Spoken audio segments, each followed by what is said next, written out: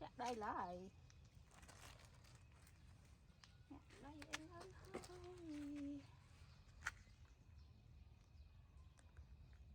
Khách thế này. Khách thôi khơi.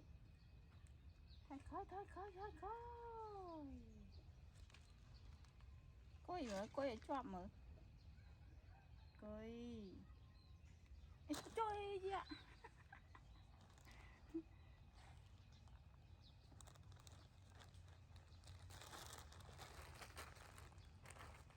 Coi ọt men tục luôn phong nó coi mở. Coi.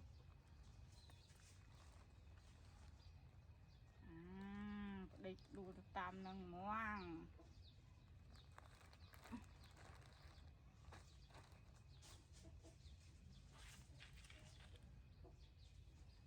Tết.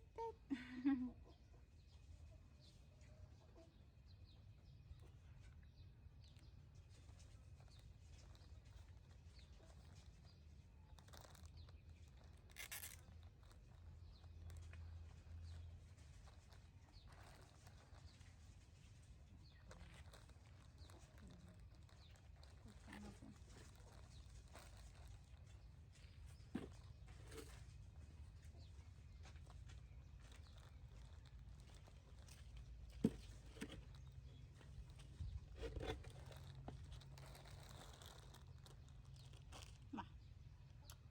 Ê.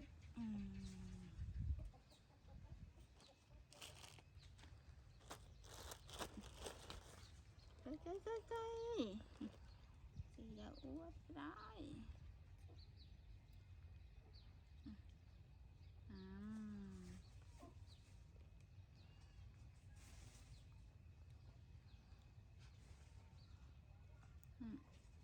Bút hầm một thùng á.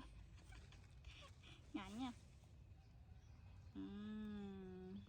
Hầm một thùng mà nữa.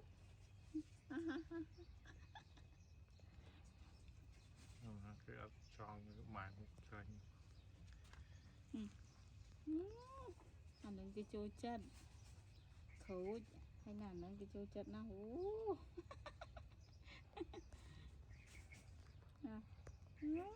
nào một trồng toàn này nó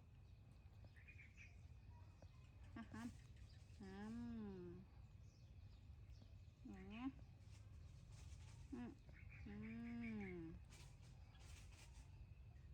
Bọc.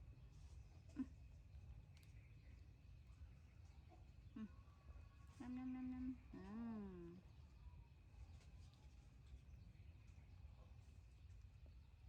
Kìa đấy. Hồi đầy. Mà cái ớt ngắn, cái ớt trắng. Bài một chân hùn chân. Trẻ ha. Thì khẩu chả nha. Mà tiếp.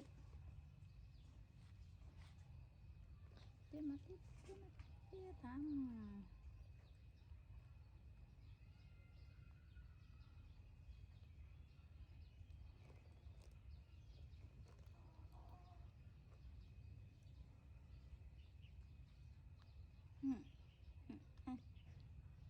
Coba. Mau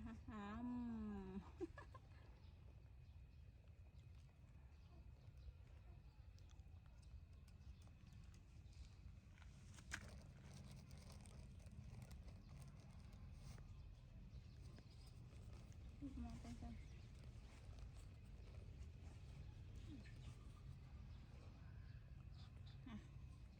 Để lấy đó.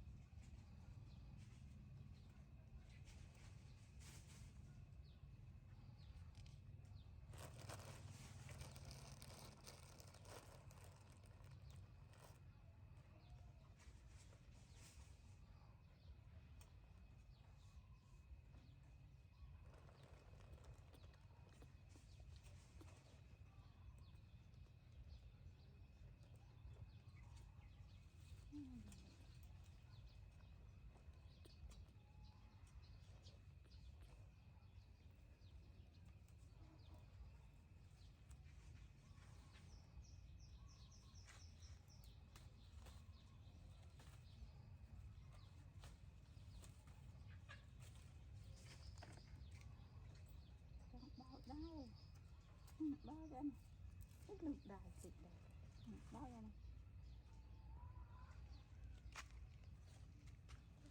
đấy nè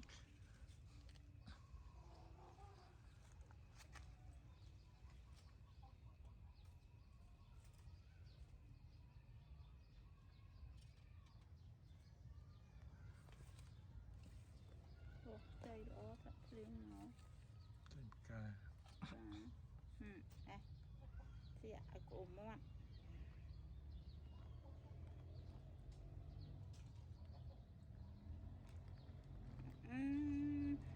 cá tôi vô đây cái từng kìm này nè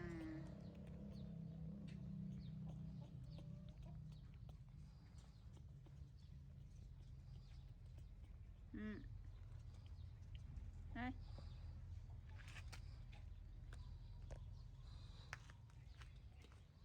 tôi cho mở